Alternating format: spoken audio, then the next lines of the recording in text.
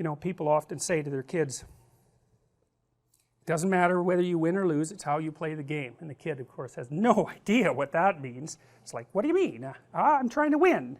And the parent says, no, it matters how you play. And the kid pushes them, and the parents really can't come up with a good explanation of why that's the case. They might say, well, other kids won't play with you if you're, oh, there you go.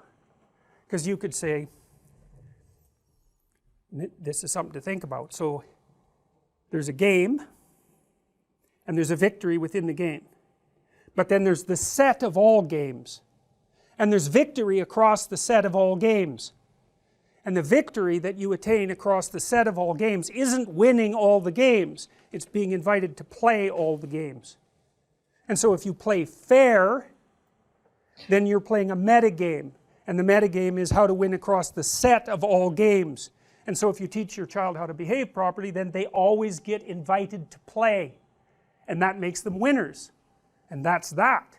And so if you understand that, you understand something phenomenally important about the emergence of morality. You know, because people, moral relativists in particular, think that morality is relative, you know, and of course human beings are diverse, just like languages are diverse, and there's more than one playable game, but there's not really more than one playable metagame. It's like you're either the kind of person that other people want to play with, or you're not. And if you're not the kind of person that other people want to play with, then you're a loser. It's as simple as that. And that's true of all cultures. They might be playing different individual games within their culture, undoubtedly they are, but the set of all games that they play is still common across cultures. That's part of what makes us human. And then you could say as well, we're actually evolved to detect people who are good at playing the set of all possible games. And we actually know that. That's not theoretical.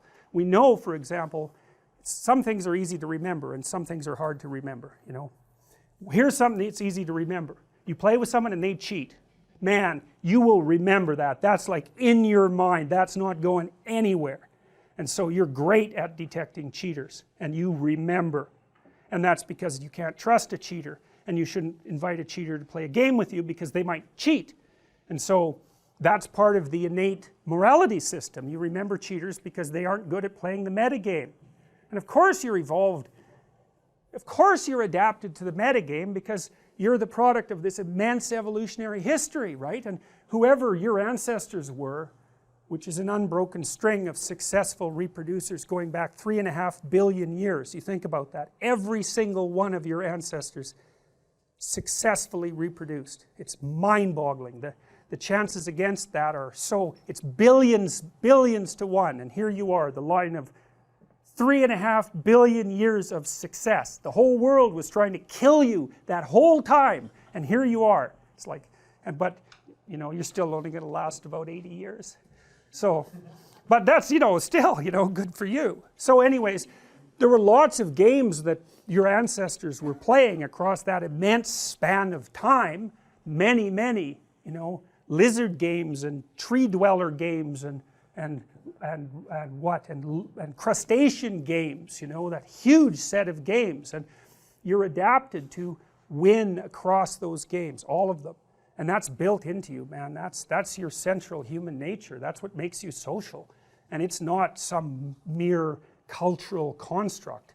Quite the contrary. It's so deeply embedded in you. It's what you are. All right, so